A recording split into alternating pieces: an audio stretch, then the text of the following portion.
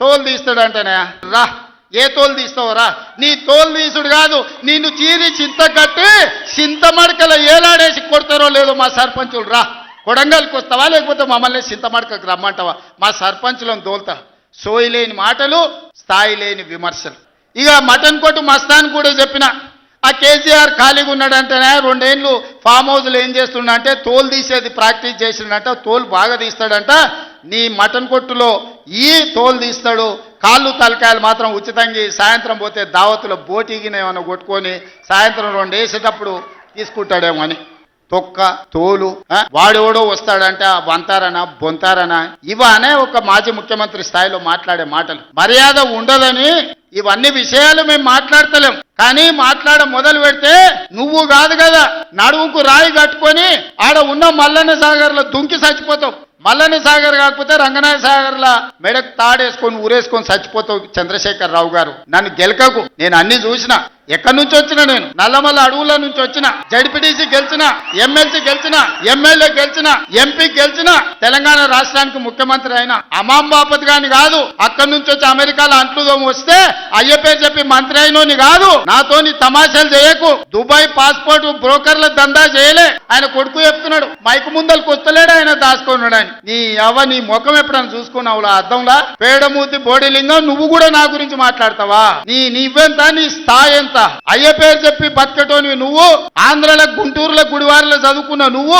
నీకేం తెలుసు తెలంగాణ గురించి, మా పౌరుషం గురించి? నువ్వు కాదు, మొత్తం నీ జాతినంతా తెచ్చుకో. ఎట్లా తెచ్చుకుంటావు? ఏటికి రావాలనో చెప్పు. మా ఊరన్నారా, మేమన్నా మీ ఊరికి వస్తాం. ఎవడు భయపడుతుండో సంగతి తేలుస్తా. వెనకటికోసారి చెప్పిన గిట్లనే గజ్వేల్కి వచ్చి చూడు అని. గజ్వేల్కి లక్షలాది మంది కార్యకర్తలతో పోయినాం. కాలు మీద పెట్టి తొక్కితే పాతాళానికి పోయిన మళ్ళీ ఇప్పటి వరకు తేలలేదు. రాసి పెట్టుకో. 2029లో 2/3 మెజార్టీతోని ఈ రాష్ట్రంలో కాంగ్రెస్ ప్రభుత్వాన్ని ఏర్పాటు చేస్తా.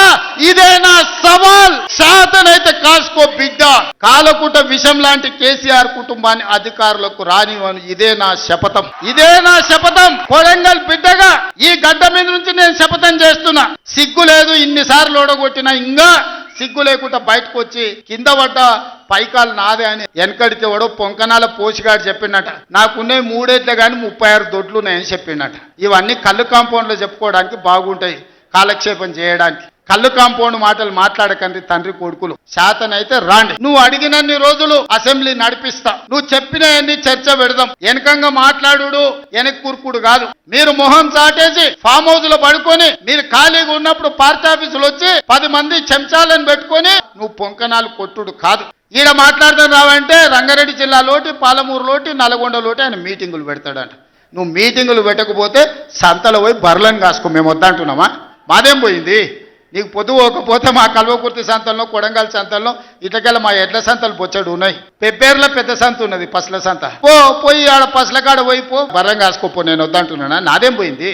నీకు ఎట్లాగూ పని లేదు, ఖాళీగా ఉన్నావు. ఖాళీగా ఉన్నప్పుడు ఆ పెబ్బేరు సంతలో బర్రెలు కాసుకోపో, బర్రెలు కొనుక్కోపో. నేను వద్దానన్నా? సొంత బిడ్డనే ఇంటల్లుడు పోని ట్యాపింగ్ చేసినోడు ఇంతకంటే సిగ్గులేనోడు ఉంటాడా అని వాళ్ళు చెప్తారు. ఉన్నొక్క చెల్లెల్ని ఇంట్లోకి వెళ్ళి బయటకు వెళ్ళగొట్టిన వాడు ఆస్తిలో వాటా అయ్యేస్తుంది. గంత పనికిమాలినోడు, సొంత చెల్లెలకే చీర పెట్టలేనోడు, సొంత చెల్లెలకే పండుగ పూట బుక్కెడు బువ్వ పెట్టినోడు వాడు కూడా ఒక మనిషా? తండ్రి గాలికి సంపాదించిన దాంట్లో వాటా ఇవ్వాల్సి వస్తుందని మెడలు పట్టి దొబ్బితీవి నీ సొంత చెల్లెలు. నీ సొంత చెల్లెలకే సమాధానం చెప్పలోని ఆయన నాకు సవాలు ఇసురుతున్నాడు. ఈ అవ్వ లాగులో తొండలు ఇచ్చి కొత్త బిడ్డ నేను అనుకుంటున్నావేమో. నా సంగతి ఇంకా తెలియదు. మీ నాయనని అడిగి ఇంటికి వచ్చి చెప్తాడు. అమెరికాలో బాత్రూమ్లు అడిగినట్టు అనుకుంటున్నావు నాతో మాట్లాడు అంటే. నేనేదో మార్చుకుంటుండే పోని అవలో పోరోడు గాలికి తిరిగేటోడి గాలికి అంతో నాకెందుకని ఇవన్నీ వేషాలు. ఇంకా పక్కలో ఒక నలికుట్లోడు ఉంటాడు, 6 అడుగులు ఉన్నా అనుకుంటాడు. ఆ తలకాయ ఎక్కడుందో నాకు తెలియదు. కేసీఆర్ వచ్చి గర్జించిందంట. గర్జనకు నేను పోయి లోపల దాచుకున్నంట. ఇక కేసీఆర్ గర్జనలు గర్జించినట్టు లేవురా నాయన. మన గాడిదలు ఏం చేస్తావా? ఒండ్ర పెడతాయా? ఏమంటారు గాడిదలు? గాండ్రింపులకు, మీ బెదిరింపులకు, ఉడత ఊపులకు భయపడ్డాడు ఎవరు లేడు బిడ్డ. ఈడ మీరేదో తోలు తీస్తా అంటే తీపించుకోనికే లేము. ఈ కండలు కరిగినాయి, మిగిలిందే తోలు. ఫస్ట్ నీ తోలు సంగతి చూసుకో. ఊర్లల్లో నాటుకోళ్ళు ఉంటాయి కదా, కోని కాల్చినాక మనం మంచిగా కాల్చి తోలు తీసి పసుపు పెడతాం కదా, మంచిగా తోలు తీసి పసుపు పెడతారు బిడ్డ మా కొడంగల్ వాళ్ళు. నువ్వేదో తెలివితేటలు అనుకుంటున్నావు. ఈ తమాషా మాటలు, ఈ అతి తెలివితేటలు కట్టి పెట్టుకో. ఎన్ని ఎలక్షన్లు జరిగినా సిగ్గు లేకుండా అన్నిట్లలో డిపాజిట్లు పోతున్నా, బండకేసి కొడుతున్నా, బుద్ధి రాలే. ఇప్పటికైనా మారుండ్రి. నాకేం లేదు, మీరు అట్లుంటేనే మంచిది. ప్రజలు చీత్కరిస్తారు, చీదర కొడతారు, లాస్ట్ దేనికి వనికి రాకుండా పోతారు. కాకపోతే ప్రతిపక్షమే లేదు తెలంగాణలో అని బయటకు పోతే ఇజ్జత్ పోయేటట్టు ఉన్నది అదొక్కటే నా చింత.